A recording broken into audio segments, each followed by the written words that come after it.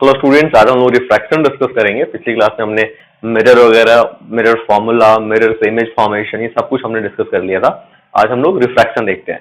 बच्चों रिफ्रैक्शन होता है हमारा when a light ray travels from one medium to other medium, it changes its direction of propagation. जैसे यहाँ पे आप देखो, ये लाइट रे ऐसे आ रही है, जब ये यहाँ पे एक मीडियम है, यहाँ पे एक दूसरी मीडियम है, ठीक है। ये जो मीडियम है वो रेयरर मीडियम है। रेयरर मीडियम वैसी मीडियम होती है बच्चों जिसमें लाइट की स्पीड ज्यादा होती है, डेंसर मीडियम जिसमें लाइट की स्पीड कम होती है। ऐसा क्यों होता है ये सब हम फर्दर क्लासेज में पढ़ेंगे।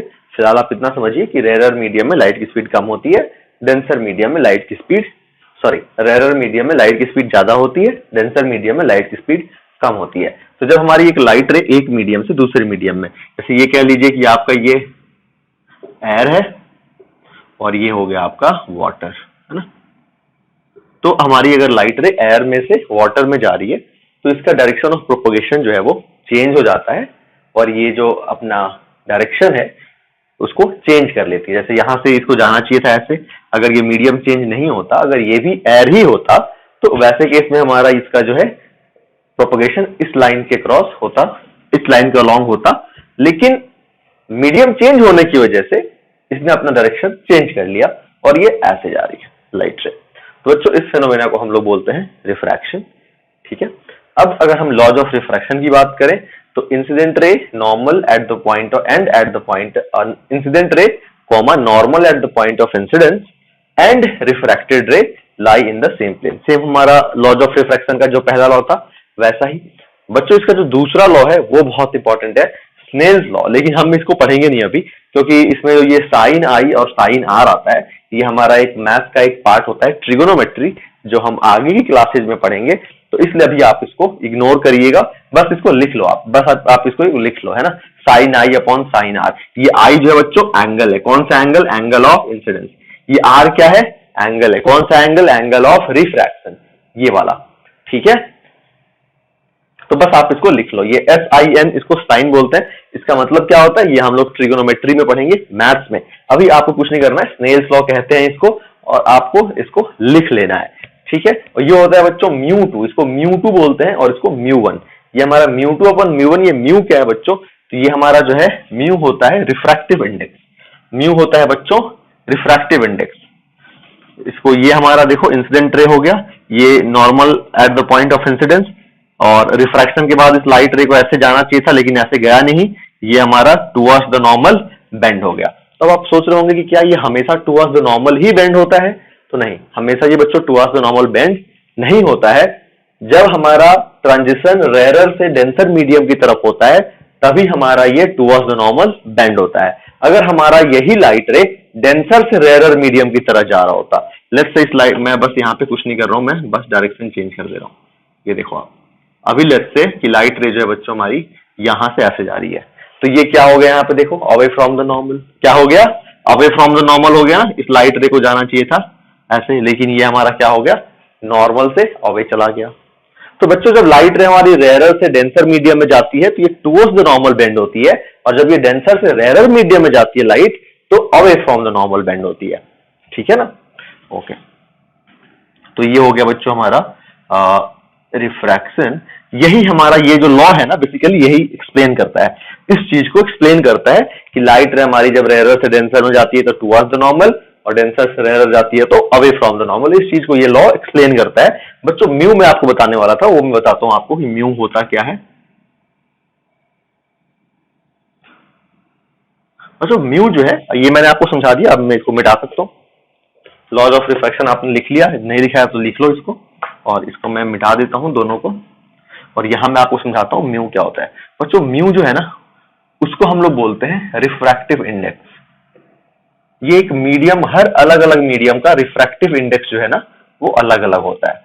जैसे बच्चों अगर हम किसी भी एक स्पेसिफिक मीडियम के रिफ्रैक्टिव इंडेक्स की बात करें, किसी भी एक स्पेसिफिक मीडियम के रिफ्रैक्टिव इंडेक्स की बात करें, जिसको हम लोग म्यू से डिनोट करते हैं, तो इसका फॉर्मूला होता है speed of light in vacuum, speed of light in vacuum, जिसकी वैल्यू होती है बच्चों, जिसको हम लोग C से डिनोट करते हैं, और इसकी वैल्यू होती है 3 × 10⁸ 8 मीटर पर second divided by speed of light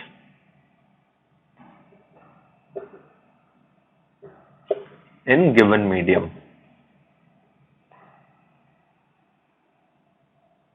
speed of light in given medium, ठीक है, मतलब जिस मीडियम का आपको रिफ्रैक्टिव इंडेक्स निकालना है उस मीडियम में जो स्पीड ऑफ लाइट है उसको यहां डिनोमिनेटर में पुट करिए और स्पीड ऑफ लाइट जो वैक्यूम होती है उसको न्यूमरेटर में पुट करिए और आपको उस मीडियम का रिफ्रैक्टिव इंडेक्स आ जाएगा। जैसे बच्चों अगर हम बात करें इस डेंसर मीडियम की, तो डेंसर मीडियम जिसको हमने वाटर लिया है, तो बच्चों लेट्स से वाटर जो है उसमें जो रिफ्रैक्टिव इंडेक्स है इस वाटर की, उसको मैंने ले लिया 3/2, या फिर हम स्पीड ले रहे हैं ना, तो हम स्पीड लेते हैं पहले और फिर इस मीडियम का रिफ्रैक्टिव इंडेक्स निकालेंगे। तो लेट्स से मैंने कह दिया कि इसमें रिफ्रैक्टिव इंडेक्स जो है वो निकालना है और इसमें लाइट की स्पीड है 2 × 10⁸ मीटर पर सेकेंड, 2 × 10⁸ मीटर पर सेकेंड। तो आप बताइए मुझे इस मीडियम का रिफ्रैक्टिव इंडेक्स क्या करेंगे। Mu is equal to speed of light in vacuum कितना होता है, लिखा हुआ है मैंने यहाँ पे 3 × 10⁸। बच्चों speed of light in vacuum और speed of light in air हम लोग दोनों सेम लेते हैं, हालांकि speed of light in air थोड़ा सा कम होता है 3 × 10⁸ से, लेकिन हम उसको इग्नोर करते हैं, 3 × 10⁸ ही ले लेते हैं वैक्यूम में भी और एयर में भी। तो यहाँ पे देखो हमारा speed of light in vacuum हो गया 10 और speed of light in given medium हमें दिया हुआ है 2 × 10⁸, है ना। तो मैंने क्या किया, डिवाइड किया इन दोनों को, 10⁸ out cancel out. Refractive index जो है बच्चों हमारी इस मीडियम की कितनी आ गई है 3/2। इस मीडियम की रिफ्रैक्टिव इंडेक्स कितनी आ गई 3/2, मतलब ये जो हमने वाटर लिया उसकी रिफ्रैक्टिव इंडेक्स कितनी है 3/2। इसकी कुछ यूनिट होती है क्या, नहीं बच्चों इसकी यूनिट नहीं होती है, क्योंकि बेसिकली ये एक रेशियो है और वो हर एक क्वांटिटी जिसकी रेशियो जो दो सेम क्वांटिटी का रेशियो होता है वो यूनिटलेस होता है। ये हमारा म्यू क्या है, सेम क्वांटिटी का यूनिट है, ये भी वेलोसिटी है ना, ये भी स्पीड, तो दोनों का सेम क्वांटिटी का रेशियो यूनिटलेस हो जाता है, तो हमारा रिफ्रैक्टिव इंडेक्स की कोई यूनिट नहीं होती। और इस तरीके से हमने बच्चों रिफ्रैक्टिव इंडेक्स निकाल लिया, इसका हमने कैलकुलेट कर लिया। ऑलराइट, चलो आगे बढ़ते हैं हम लोग, लॉज ऑफ रिफ्रैक्शन, और हमने रिफ्रैक्शन देख लिया है।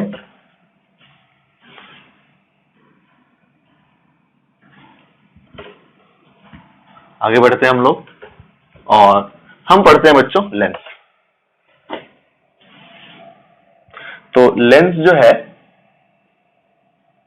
वो क्या होता है, देखिए बच्चों लेंस का अगर हम डेफिनेशन लिखना चाहें तो लिख सकते हैं,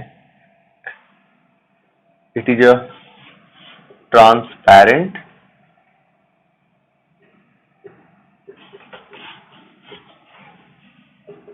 transmissive optical device which converges or diverges the light rays by means of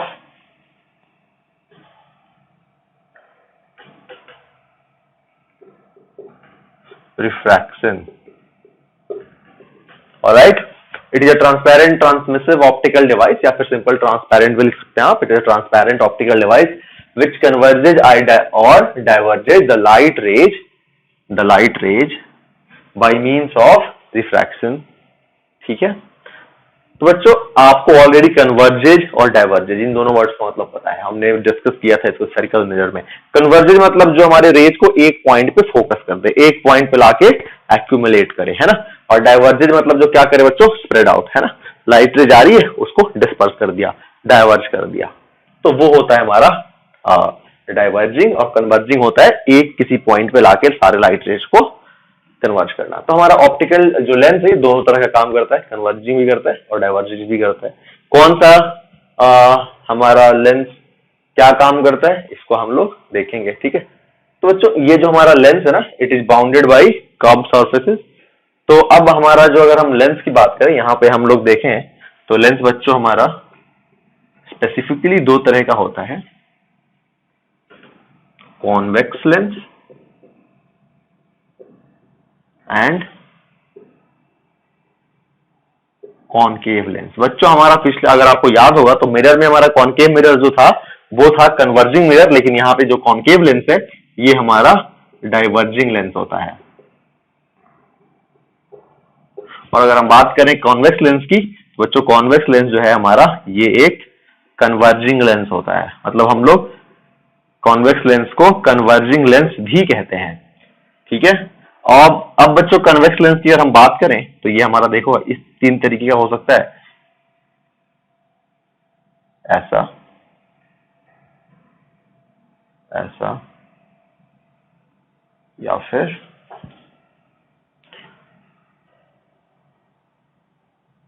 ऐसा, ठीक है। ये ऐसा जो है हमारा बच्चों ये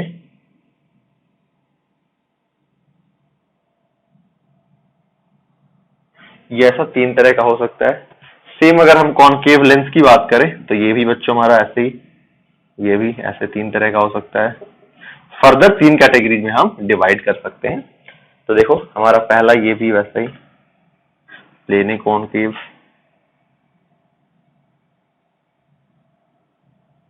बाई कॉनकेव,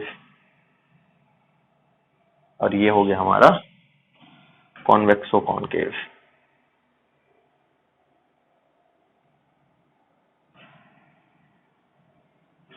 ठीक है बच्चों, अब देखो ये हमारा होता है कॉन्वेक्स लेंस, कॉनकेव लेंस।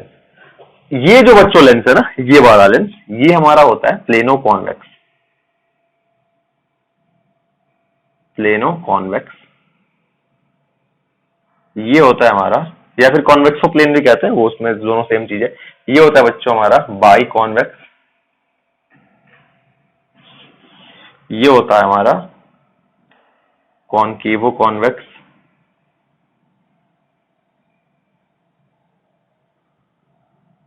ये बच्चों होता है हमारा plano concave. This one is by कॉन्वेक्सो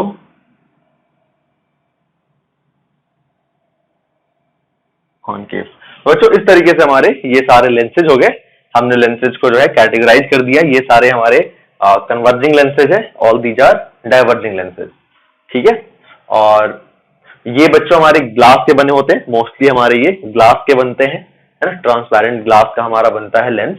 और इतने सारे लेंसेज आप बना सकते हो, लेकिन मोस्टली जो यूज होता है बच्चों this two, bi convex and bi concave. ये मैंने आपको बता दिया just for the sake of knowledge, but these two are very important और इसके बारे में ही हम बस पढ़ाई करेंगे।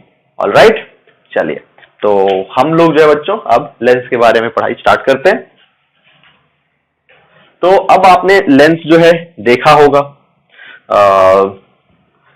स्पेक्स में यूज होता है, टेलीस्कोप में यूज होता है, मैग्नीफाइंग ग्लास जो आपको ज्योमेट्री बॉक्स में मिलता है उसमें यूज होता है, ठीक है। तो कैसे आइडेंटिफाई करेंगे हम लोग कॉन्वेक्स लेंस और कॉनकेव लेंस? जैसे ही तो लेंस का डेफिनेशन हो गया, अगर आपको कॉन्वेक्स लेंस का डेफिनेशन लिखने के लिए कहा जाए तो आपने ये सब नोट कर लिया, इसको मैं इरेज कर देता हूं और फिर मैं दोनों की डेफिनेशन आपको बताता हूं। क्योंकि मैंने आपको फिगर समझा दिया है तो डेफिनेशन बताना मेरे लिए आसान रहेगा। तो बच्चों अगर आप कॉन्वेक्स लेंस का डेफिनेशन देखो तो लिख सकते हो कि lens which is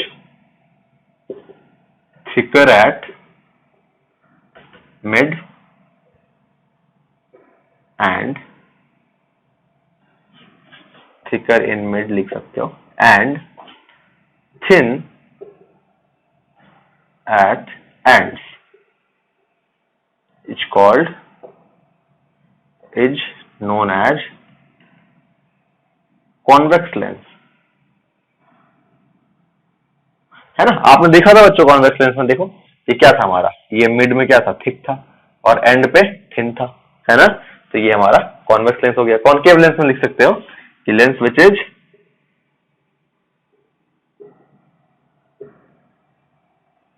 thin in mid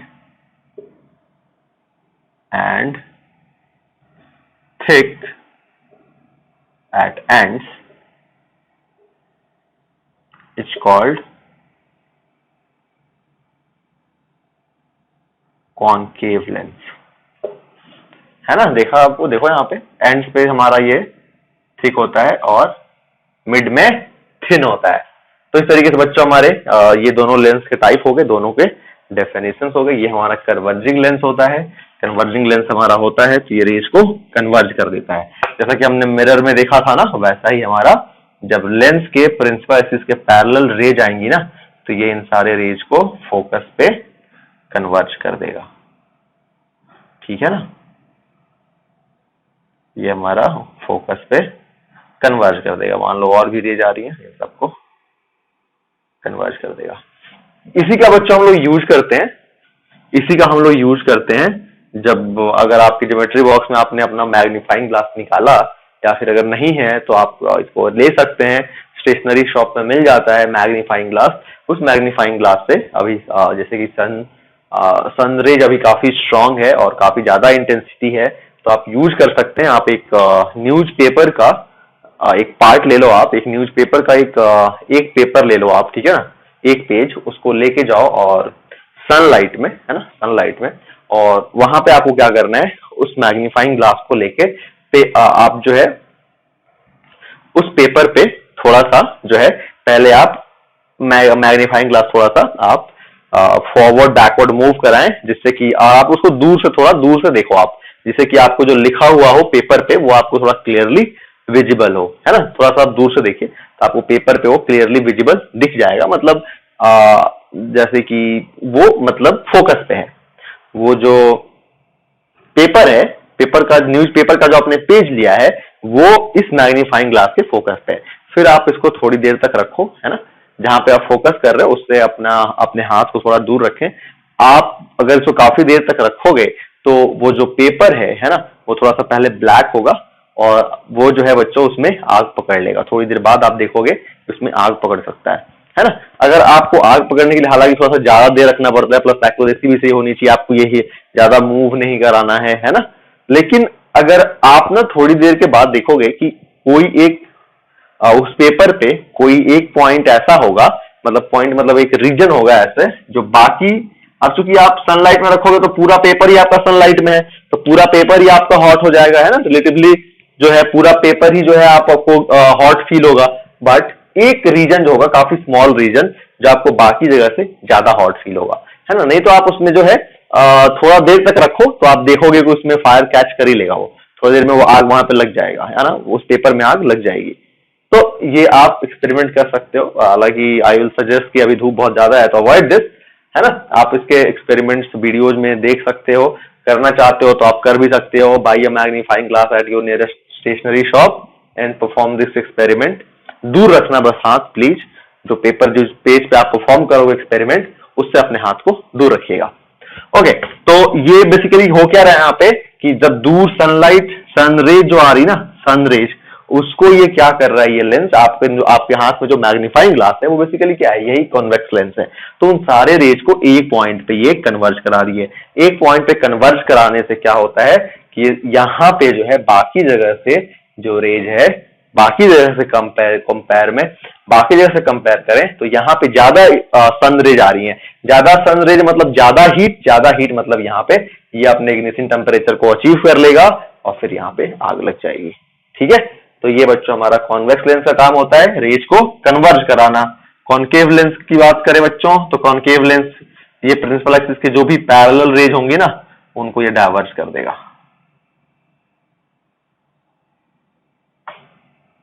है ना। ये हमारा क्या करता है, रेज को डाइवर्ज कर देता है बच्चों।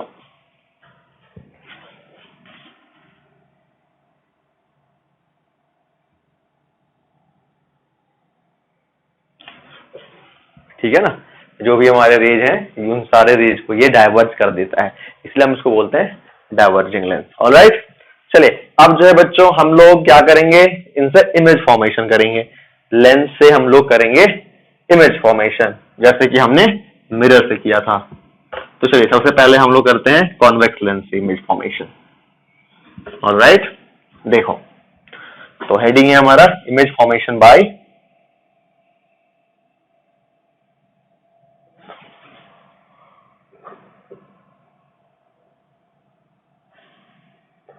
Convex lens.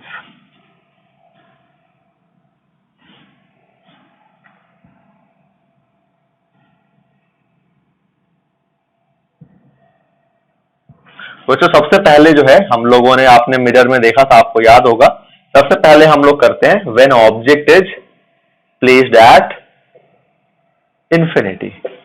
When object is placed at infinity. All right. जो हमारा ऑब्जेक्ट बच्चों इंफिनिटी पे प्लेस होगा, है ना, यहां करता हूं मैं, ठीक है। तो देखते हैं रे कैसे बनती है, कहां पे इमेज बनता है। तो बच्चों लेट्स से हमारे ऐसे रेज आ रहे हैं इंफिनिटी से, पैरेलल रेज,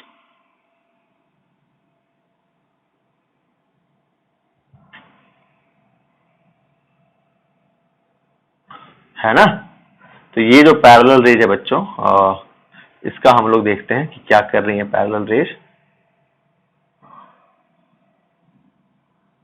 तो ये यहाँ पे रिफ्रैक्शन होगा, मैंने बताया था रेज को कैसे रिवर्स, कैसे कन्वर्ज डाइवर्ज करते हैं, बाय मींस ऑफ रिफ्रैक्शन। तो रिफ्रैक्शन होगा, तो रिफ्रैक्शन के बाद जो है बच्चों ये दोनों रेज हमारे यहाँ पे मिल जाएंगे,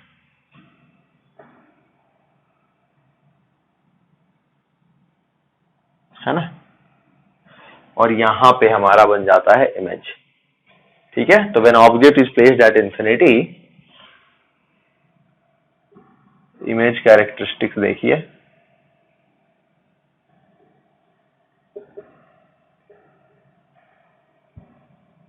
पहला देखो, image is formed at focus, second real, है ना, एंड इन्वर्टेड, थर्ड साइज के बारे में बात करते हैं। तो बच्चों साइज होती है वेरी स्मॉल, ठीक है।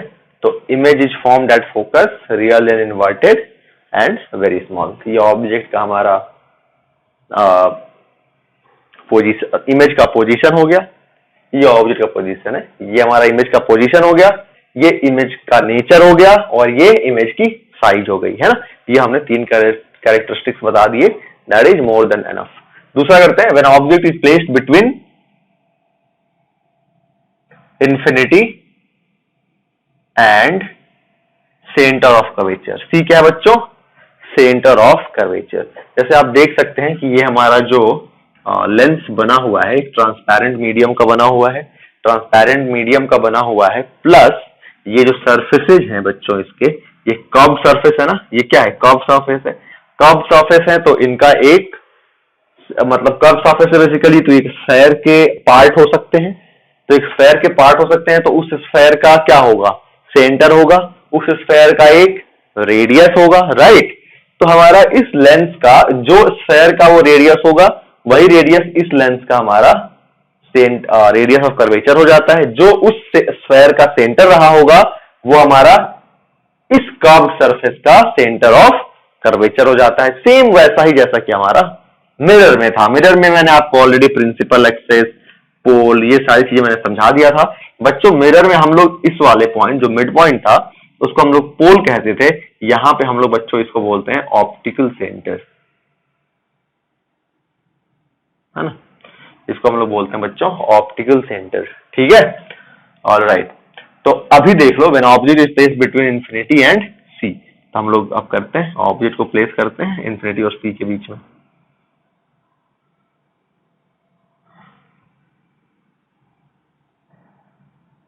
चलिए, तो ये मान लीजिए आप सी हो गया, मतलब सेंटर ऑफ कर्वेचर, ठीक है। और यहाँ इधर की साइड इंफिनिटी है, मैंने ऑब्जेक्ट को यहाँ पे रख दिया और यहां से फिर मैं रेज को लेके जा रहा हूं। तो एक रे तो मैंने ये पास करा दिया, एक रे मैंने ये पास करा दी, ठीक है। अब बच्चों देखो, ये प्रिंसिपल एक्सिस के पैरेलल रे है, प्रिंसिपल एक्सिस के पैरेलल रे है। आफ्टर रिफ्लेक्शन, जैसे हमारा सेम मिरर में हुआ था ना, फोकस को कट किया था, ये भी हमारा फोकस को ही कट करेगा। तो ये आफ्टर रिफ्लेक्शन जो है हमारा, ये फोकस को यहाँ पे ऐसे कट करेगा, ठीक है। इसने इसको फोकस पे कट कर दिया। दूसरे, अब हम लोग जो है बच्चों दूसरे रे को पास कराते हैं। तो दूसरे रे को मैं सेंटर ऑफ यहां से ऑप्टिकल सेंटर जो है बच्चों, मैं उससे पास करा देता हूं। ऑप्टिकल सेंटर से मैं पास करा देता हूं। तो बच्चों जैसे कि आपने देखा था ना, पोल में हमारा उसी पाथ पे रिट्रेस बैक करता था कि जब लाइट रे हमारी ऑप्टिकल सेंटर से पास होती है ना, तो ये अनडेविएट, ये डेविएट नहीं होती, ये वैसे ही लाइट रे हमारी पास हो जाती है। तो इसको देखो मैं कर रहा हूं यहां से, तो इन दोनों का इंटरसेक्शन हो गया यहां पे, इन दोनों का बच्चों इंटरसेक्शन हो गया हमारा यहां पे। ये क्या दिख रहा है आपको, फोकस, ये वहां बन गया हमारा ऑब्जेक्ट, और यहां पे रहा होगा हमारा सेंटर ऑफ कर्वेचर। ठीक है, तो आप देखो अब मिरर में क्या होता था बच्चों, सेम साइड इमेज बनता था, सेम साइड इमेज बनता था। इसमें क्या हो रहा है, ऑपोजिट साइड इमेज बन रहा है, जो इमेज बन रहा है ना वो ऑपोजिट साइड बन रहा है। ठीक है, चलिए तो हम लोग इमेज कैरेक्टरिस्टिक्स में लिखें, तो object is, image is formed between focus and centre of curvature, real and inverted, very small. Very small तो हटा सकते हैं, स्मॉल लिख सकते हैं बच्चों, वेरी स्मॉल तो नहीं, स्मॉल, है ना ये। ठीक है, चलिए नेक्स्ट डिस्कस करते हैं हम लोग बच्चों। नेक्स्ट डिस्कस करें, ये फिगर आप लोग सारा ड्रॉ करते जाएंगे और प्रॉपर स्केल से ड्रॉ करेंगे आप लोग अच्छे से। When object is placed at center of curvature, अब तो हम लोग इंफिनिटी पकड़ लिया, बियॉन्ड सी या फिर बिटवीन इंफिनिटी एंड सी कर लिया। अब हम लोग जो बच्चों कहां पे करने वाले, when object is placed at center of curvature। अब देखते हैं क्या होता है। तो बच्चों अगर हम सेंटर ऑफ कर्वेचर पे प्लेस कर दें ऑब्जेक्ट को, तो देखिए फिर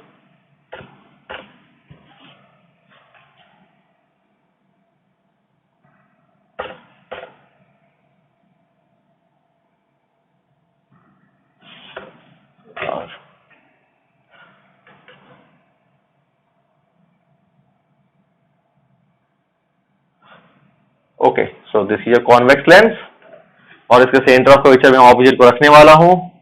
ये हो गया मेरा सेंटर ऑफ कर्वेचर।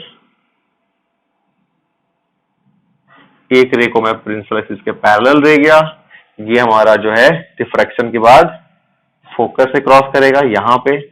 दूसरे रे को जो है बच्चों मैं ऑप्टिकल सेंटर से पास कराता हूं, तो ये अनडेविएटेड पास होगा, बताया था मैंने आपको, इस कोई डेविएशन नहीं होगा इसमें, है ना, जैसे गया था सीधा निकल जाएगा,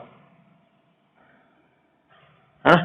तो ये जो है बच्चों हमारा अनडेविएटेड पास करेगा ऐसे,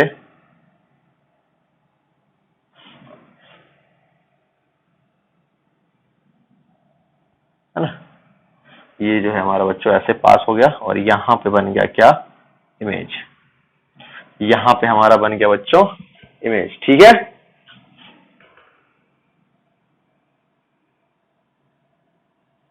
ओके। तो अब मैंने एक, मेरा इंसिडेंट रे ये हो गया और ये एक इंसिडेंट रे हो गया, ये हमारा रिफ्रैक्शन के बाद फोकस पे कन्वर्ज हो गया, और ये मैंने इसको ऑप्टिकल सेंटर से पास कराया है, तो इसमें कोई सा भी डेविएशन नहीं होगा। जब भी हमारी लाइट रे लेंस को ऑप्टिकल सेंटर से पास करेगी ना, उसमें कोई डेविएशन नहीं होगा, इस बात को आपको याद रखना है। तो ये हमारी लाइट रे सीधा बिना डेविएटेड पास करे, दोनों लाइट का इंटरसेक्शन हुआ, यहाँ पे बन गया यहाँ पे इमेज। बात करें इमेज की, तो इमेज कैसा बनेगा, image is formed at centre of curvature, real and inverted, same size. अच्छा, आप एक चीज नोटिस कर रहे होंगे बच्चों कि सारे इमेजेस वैसे ही बन रहे हैं कॉन्वेक्स लेंस में जैसा हमारा कॉनकेव मिरर में बना था। सारे इमेज कैरेक्टरिस्टिक्स भी सेम हो रहे हैं, सारे इमेज कैरेक्टरिस्टिक्स हमारे क्या हो रहे हैं, सेम हो रहे हैं। बस डिफरेंस यही आ रहा है कि जो हमारा इमेज इसमें लेफ्ट साइड ही बन रहा था, इसमें हमारा राइट साइड बन रहा है। तो इसको छोड़ के बाकी सारे इमेज कैरेक्टरिस्टिक्स जो है हमारे सेम है, राइट। तो हम लोग, आपको अगर एक याद है, कॉनकेव मिरर का याद है, तो कॉन्वेक्स लेंस के लिए भी आप वो अप्लाई कर सकते हो। चलिए अब हम लोग बच्चों इसका नेक्स्ट सॉल्व करेंगे। तो when object is placed at between centre of curvature and when object is placed between centre of curvature and focus, ठीक है ना। अब हम लोग फिर देखते हैं कैसा इमेज फॉर्म होगा। तो ये हो गया हमारा एक कॉन्वेक्स मिरर, ये हो गया हमारा प्रिंसिपल एक्सिस, और यहां मैंने ऑब्जेक्ट को रख दिया सेंटर ऑफ कर्वेचर और फोकस के बीच में। ऐसे मैंने एक लाइट रे को इंसिडेंट कराया, कहां से पास करेगा बच्चों? ये फोकस से पास करेगा, बिल्कुल सही आंसर, फोकस से पास करेगा। अब जो है हम लोग क्या करने वाले हैं, एक दूसरे रे को कहां से पास कराएंगे? इस ऑप्टिकल सेंटर से करा देता हूं मैं। तो आप देख सकते हो यहां पे हुआ है इंटरसेक्शन, है ना, मतलब लाइट रे जो है ना दोनों यहां पर मिल गई, दोनों रे रिफ्रैक्शन के बाद यहां पे मिल गया। आपको देख रहा होगा ना कि जो इमेज बना है ऑब्जेक्ट से बड़ा आपको दिख रहा होगा, दिख रहा है नहीं दिख रहा है? तो अब आपको क्या लिखोगे आप यहाँ पे? देखो ये हमारा बियॉन्ड सी है, यहाँ पे हमारा सेंटर ऑफ कर्वेचर होगा। अगर इमेज कैरेक्टरिस्टिक्स में लिखना चाहते हो तो image is formed beyond C, है ना, या फिर between centre of curvature and infinity, real and inverted, large. Size कैसा होगा बच्चों? लार्ज, है ना, वेरी गुड।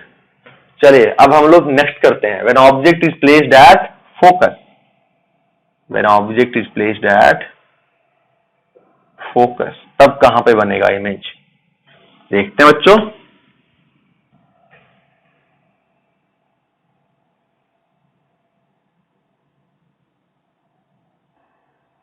यहां पे मैंने फोकस पे रख दिया, है ना, तो एक रे को तो मैं पास कराऊंगा किससे?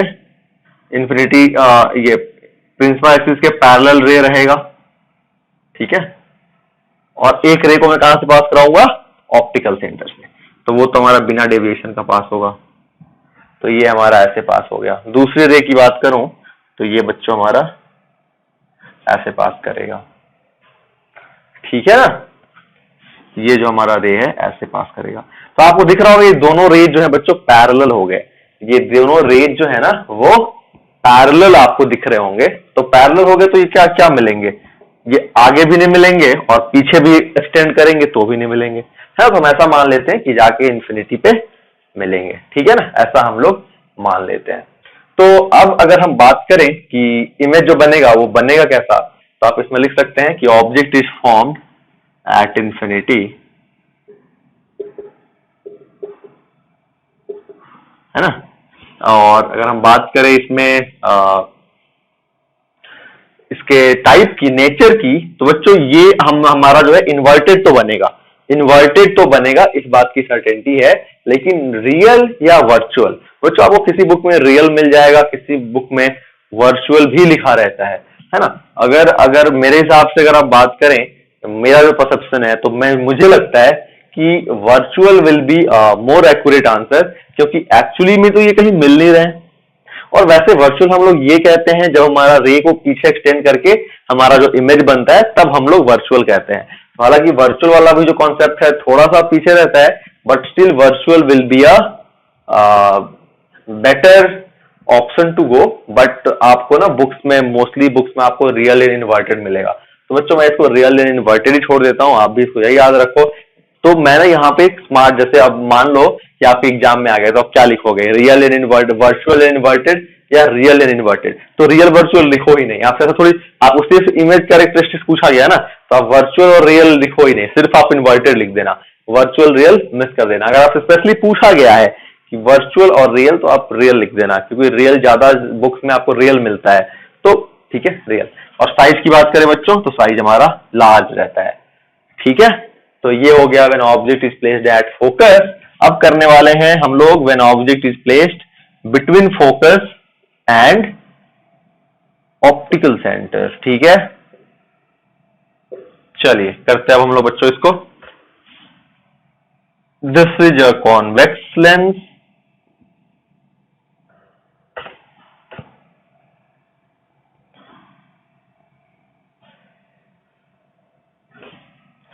ऑब्जेक्ट को रख दिया यहां पे, ठीक है, यहां फोकस है। तो एक रे को मैंने फोकस के पैरेलल लेके गया, फोकस के पैरेलल लेके गया, तो ये क्या होगा? कन्वर्ज हो जाएगा, है ना। और एक रे को मैं ऑप्टिकल सेंटर से पास कराता हूं, तो ये तो हमारा अनडेविएटेड पास हो जाएगा, बिना कोई डेविएशन के, बिना किसी डेविएशन के हमारा ये ऐसे पास हो जाएगा। और दूसरा हो गया हमारा ये फोकस से पास करेगा, है ना, ऐसे। तो आपको दिख रहा होगा आपको जो बच्चों दिख रहा होगा कि इनके इधर मिलने के चांसेज आपको क्या दिख रहे हैं, इधर मिलेंगे, ये बिल्कुल नहीं मिलेंगे, तो हम इनको पीछे की ओर ना एक्सटेंड कराते हैं। जब हमने इनको पीछे की ओर एक्सटेंड कराया,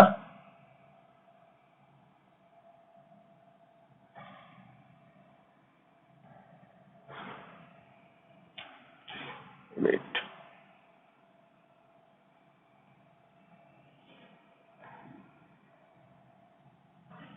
जब हम इनको पीछे की ओर एक्सटेंड कराया बच्चों, तो लेट्स से ये यहाँ पे मिल गया, ठीक है ना। जबरदस्ती मैंने थोड़ा एक्सटेंड कराया इसको, स्पेस नहीं है मेरे पास, इसलिए आप प्रॉपर ड्रॉ करोगे स्केल से तो आपका मिल जाएगा, है ना।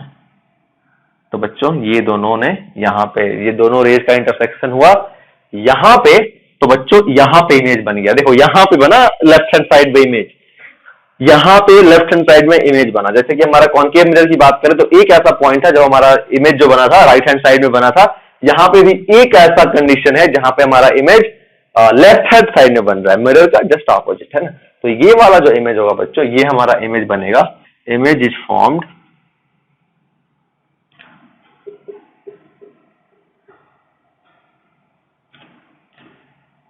इमेज इज फॉर्म्ड, इसको हम जैसे हमने अगर मिरर की बात करें तो हमने लिखा था image is formed behind the mirror. यहां पे क्या लिखेंगे, तो यहां पे लिखेंगे image is formed in same side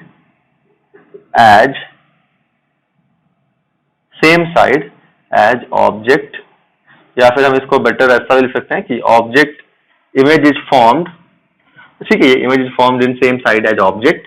और इसकी बात करें अगर हम लोग तो लिख सकते हैं हम लोग कि वर्चुअल एंड इरेक्ट, यही एक कंडीशन है जिसमें हमारा इमेज जो बनता है वो सीधा बनता है, इरेक्ट बनता है। और तीसरा, लार्ज को हटा के वेरी लार्ज लिख सकते हो आप लोग, या फिर मैग्निफाइड, है ना, वेरी लार्ज या फिर मैग्निफाइड इमेज बनता है हमारा, ठीक है।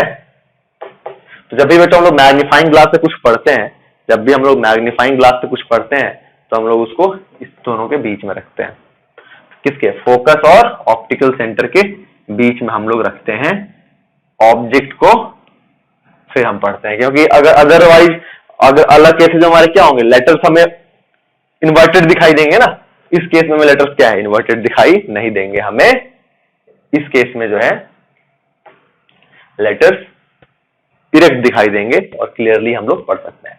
तो बच्चों आज की क्लास में हम बस image formation by convex lens discuss करेंगे।